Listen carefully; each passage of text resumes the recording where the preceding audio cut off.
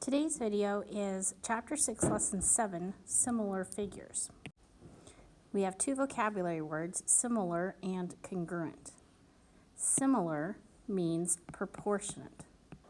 They're not exactly the same, but they're proportionate to each other. Congruent means completely equal, completely the same. Everything is the same. Okay, so a picture of similar triangles. Maybe they both have right angles,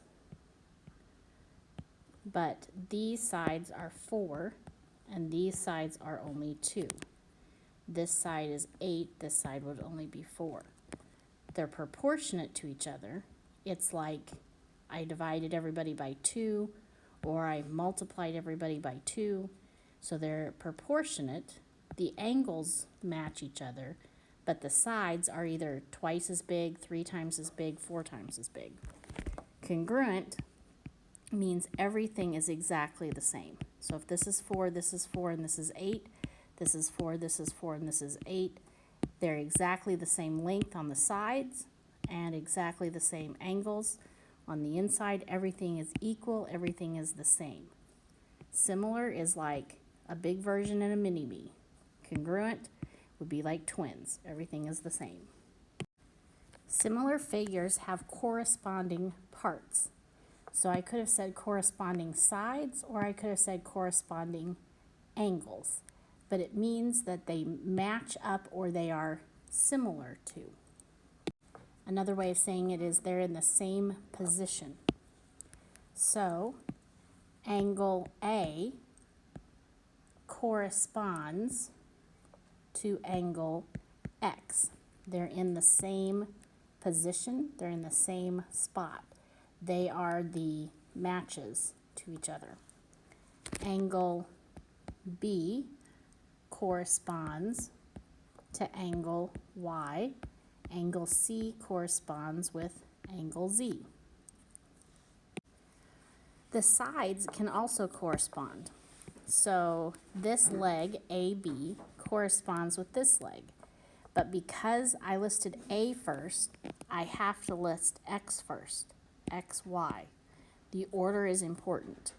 CA is the hypotenuse. Well, here's the hypotenuse. But I started with C, which means I have to start with Z when I name the hypotenuse of the small guy.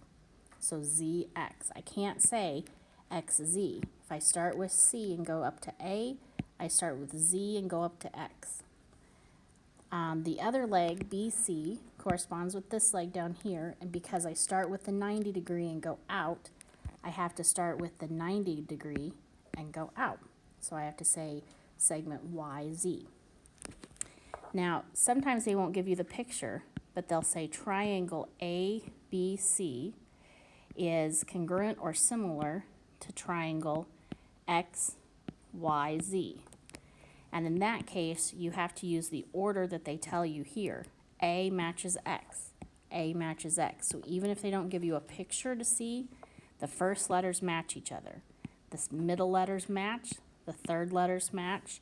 If I do AB, that's the first 2. So I come over here and do the first 2. CA, C, then A, Z, then X. So you don't always need the picture. You can just use this to help you. If I tell you that these are similar, they're similar rectangles, and I tell you the length and width, but we have to find the width, then we can make 2 fractions out of this. They are proportionate to each other. So I can say 13 over 5 is equal to 2 over X. I could also, if I wanted to start with the 5, I could say 5 over 13 is equal to X over 2. Green and yellow are the same. I could have even started with the small picture first, but you have to have a pattern. So if I'm going to do 13, that's the long side. So I'm doing long, short, long, short. In yellow, I'm doing short, long, short, long. And the reason I say this is because sometimes the book will try to trick you. So they'll give you this rectangle, and then they'll give you this rectangle. And they'll say 8 to 1, and x. So they want you to come up with two fractions. So if we do the short long thing and we say short long in our head, 8 is a long side, 2 is a short side. Long, short. Over here, who matches with the 8? Who corresponds with the 8? Is it 1 or is it x? It's actually x because he's the long side. You might think it's the 8 because they're both on the left and these are both on the top. But you can't go off of that. You have to say long, short, short. And once we get these, then we're back to our cross multiply and divide method. So over here I'm going to get 13x equals 10. Divide. X is 10/13. So it's really small. It's not even 1. When I cross multiply over here, 2x equals 8. Divide. X is 4. And does that make sense? 8 is, and 4 is half of 8. 1 is half of 2. We just shrank it down by 2. But you have to have a pattern. So tell yourself what the pattern is in your head. Your first question of the video, what angle corresponds with angle B? What angle corresponds with B? It actually worked. The answer is angle R. The reason it's angle R is because if you use these symbols up here, this has one hoopy thing and R only has one hoopy thing. C had 2 lines and M has 2 lines, so C and M match up. Your second question is, which side corresponds with side AB?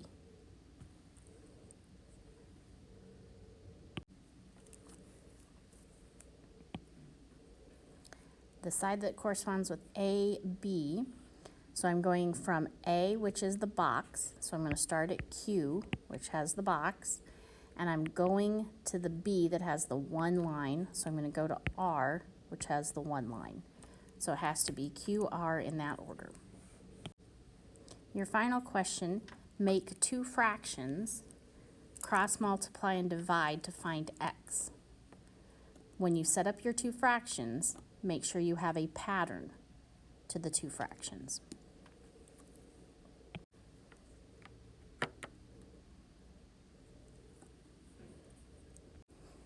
All right, I worked it out 2 ways, but both of them get 3.6 or 3 3/5 if you wanted to do it as a mixed number.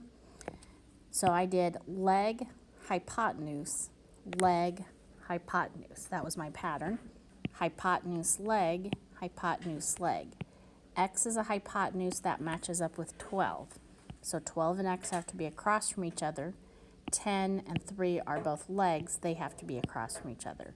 So you pick 2 numbers from the same picture, 10 and 12, and whatever order you pick the first fraction, that determines the order of the next fraction. I hope I didn't confuse you here. We're dividing by 10, and when you take 36, 10 into 36, it goes 3 times with 6 left over, and if I add a 0, I would get 10.6. 3.6, sorry, 3.6. So, or 3 3/5. 6/10 is 3/5. All right, thanks for watching.